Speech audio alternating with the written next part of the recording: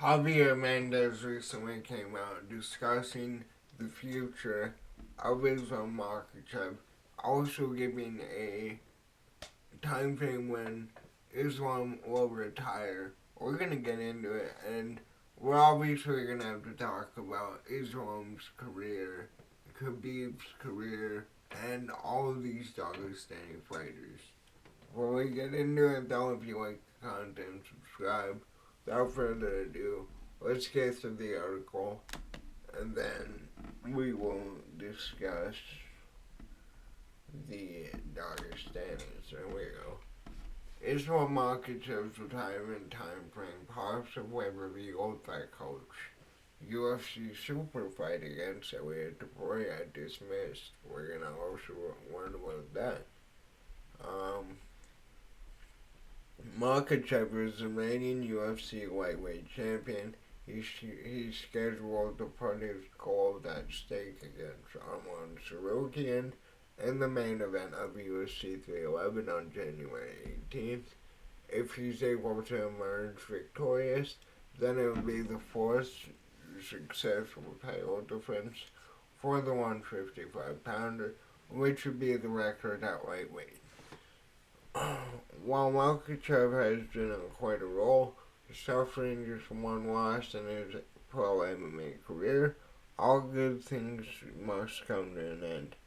Could Makhachev step into the octagon for the final time when he turns 35? Most likely.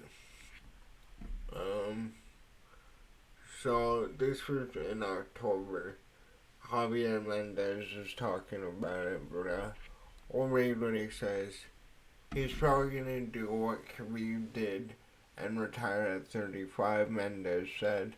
Well, Khabib did it a lot earlier, but I think 35 was the magic number for these guys. They have that in their head that 35 is the cutoff point. Some will go over, but I think Islam is already set financially. He's done really well with his money, so I think it'll probably be lights out after 35. Well, I mean, that's not good phrase. That's not good wording in the fight game. But I want to talk about this before we move on to Ilya Taporia. I love that more fighters are retiring before it's too late. Like, we've seen Tony Ferguson, we've seen BJ Penn, countless other guys, Silva, the list goes on. So many of these guys who are legends hold on way too long and they suffer way more damage than they need to. But anyways, let's continue this before I get carried away. Excuse me. No interest in Ilya Taporia. As far as Makhachev's goals are concerned before he wraps up his career, oh my god. A showdown with Ilya Taporia doesn't appear to factor in. The guy is a great fighter. He's got the best boxing hands in the business. I feel most technical. He can do a lot of damage if he goes up in weight, but I don't know what's going to happen. I'm not interested in that fight whatsoever at the present time. I'm interested in Islam defending against Arman, and then who knows? Maybe the welterweight title is available at that particular time. That is another thing that we need to factor in. Islam has said that he wants to go for double champ status, and I know he's friends with Bilal. They say here, Taporia is the current featherweight champion. He is teased moving up to the lightweight division amid a growing beef with Makhachev. Despite the war of words, Makhachev has expressed greater interest in going after welterweight gold only if Bilal Muhammad loses his title. Exactly. Him and Bilal Muhammad are buddies, they train together. So yeah, that's that's all the article has.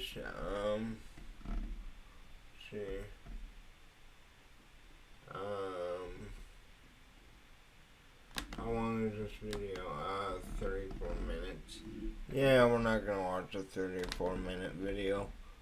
So actually, here, what we could do is I want to pull up.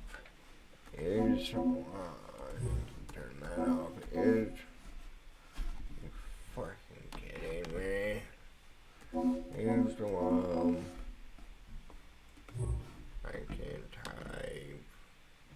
Use the long stats. Then we're gonna go down to Sherdog. Because for some reason ESPN and UFC don't track their entire career. So, we look at. Oh, fuck off. We look at the career of Ismail Makhachev. Most recently, he beat Dustin Poirier in June. He beat Volkanovski in October 2023. Beat Volkanovski in February too, but the second fight we know, he knocked him out. That started the downfall of Volkanovski. Then he won the belt against Charles Oliveira in October 22nd, 2022, and a very impressive win. Got an arm triangle choke. Before that, he TKO'd Bobby Green. He submitted Dan Harker in the first round. Submitted Thiago Moises. Submitted Drew Dober. Beat Davey Ramos by decisions. Beat Arman Sarukian in a very good fight by unanimous decision. Like, apart from the one that he lost, which we're gonna get to that, this was probably the closest fight in Islam's career. This and the first Wolf fight. Submitted Cajun Johnson and KO'd. Gelson Tyblow beat Nick Lynch by unanimous decision. Beat Chris Wade by decision. Lost to Adriano Martins, who we know is training with Arman ahead of their fight. This one I feel like was more of a lucky punch than anything, and before that too. Submission second round, submission third round, submission first round, unanimous decision. Basically the typical Dagestani thing, right? So, you add Arman for a second time. Let's say he finishes Arman now.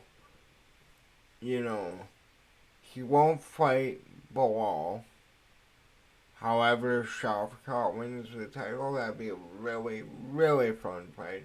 Very difficult fight for Islam, but I feel like that would sell insanely well. Might as well actually. Let's pull up the UFC rankings while we're at it.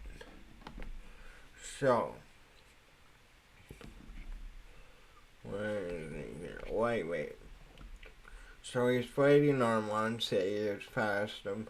Oliveira is the number one contender. See the second fight, and I hope he fights more than once in 2025. I hope he gets one in October. I would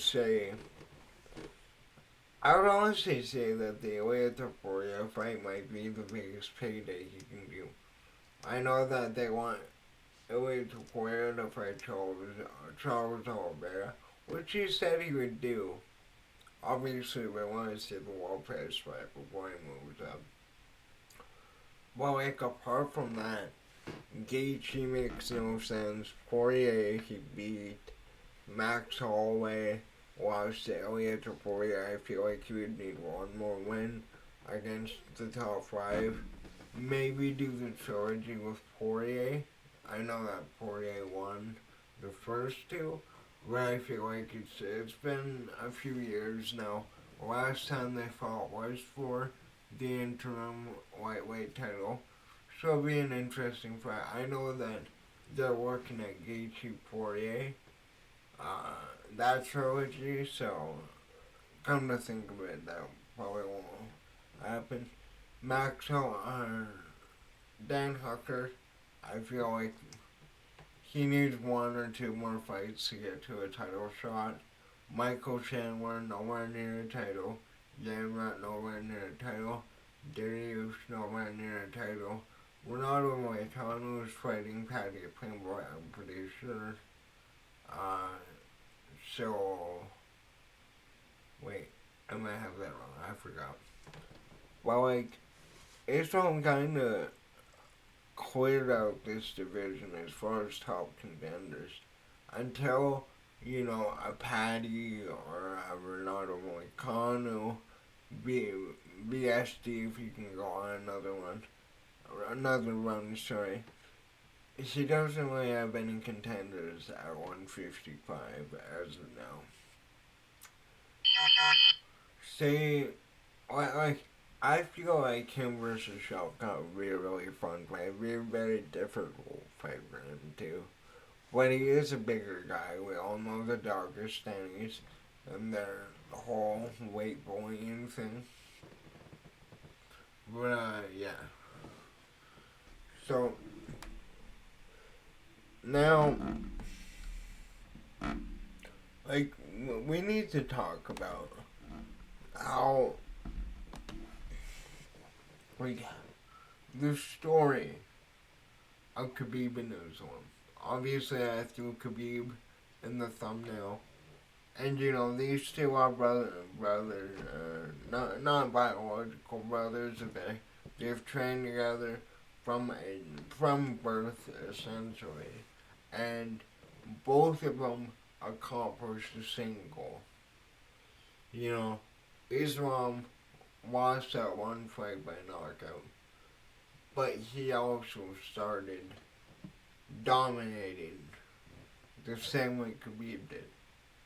Islam has better striking than Khabib. I feel like Khabib is by far the much better wrestler.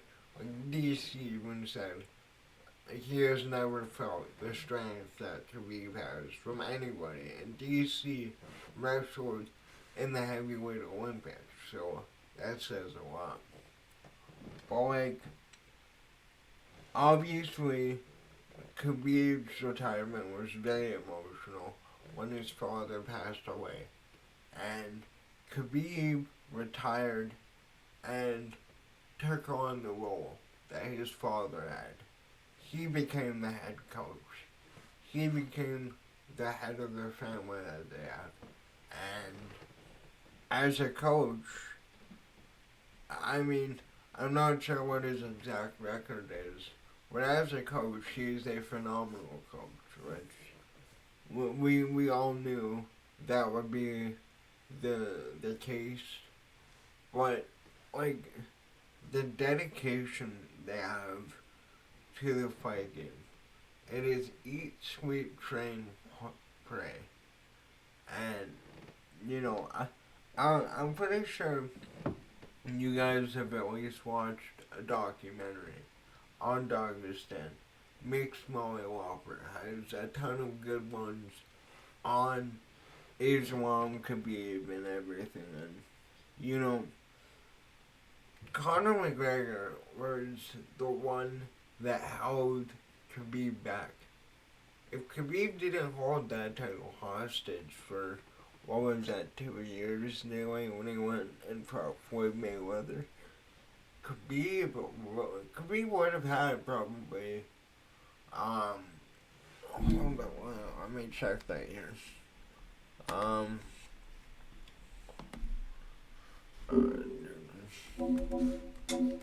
Always oh, my bad. I forgot to turn off my keyboard sound.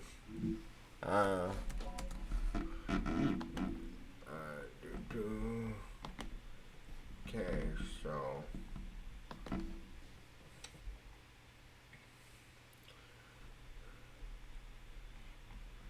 so Khabib, He was, what is that, 26, 26 and 0 before he got his title shot. Let's say he got that title shot in 2017. I know the Dagestanis fight once a year, but like, that would have been an extra title defense at least. That would have put him at 4, which that's what Islam was going for. Like, he would have reached that 30-0 mark, and that would have easily cemented him as the greatest lightweight. I mean, in many people's eyes, he is. It's the debate, crazy enough, is between Islam and Khabib, and they are training partners coming from the same camp. Like, we haven't seen the kind of dominance that these guys have brought ever. Like, we had the Gracies, we had Lions Den. You know, you can throw in, well, Jackson and Wink. They did have their moment of having Holly Holm, John Jones, and forgot who else. But like, there has never been a dominant force like these Dagestani fighters. And we have Umar fighting for the title on the same night. That is another, he's undefeated too. As another guy building this insane family legacy that these guys are building. So I would hope that Islam fights more than once next year. I would like to see him go for a welterweight title, even though I know his friends at the wall. But it would just be fun to see. And obviously the Ilya Topuria fight it's probably the best stylistic super fight you can make. Like, I'm pretty sure Topuria is a younger fighter. He has insane knockout power, really good grappling. And in my eyes, that's the best super fight. The biggest super fight, Pereira Jones or Pereira Francis. The best style-wise, Ilya versus Islam, 100%. But we will have to see what happens in January. Monster Lukin is a really talented fighter. That first fight was really close. However, I do feel like Islam is levels above him now. Well, let me know in the comments, what do you think about Javier Mendez coming out and saying that Islam will retire in 2026? And like I said, what are some other fights you want to see Islam do before he retires? Can't wait to hear what you say. Other than that, that's all I got. Later.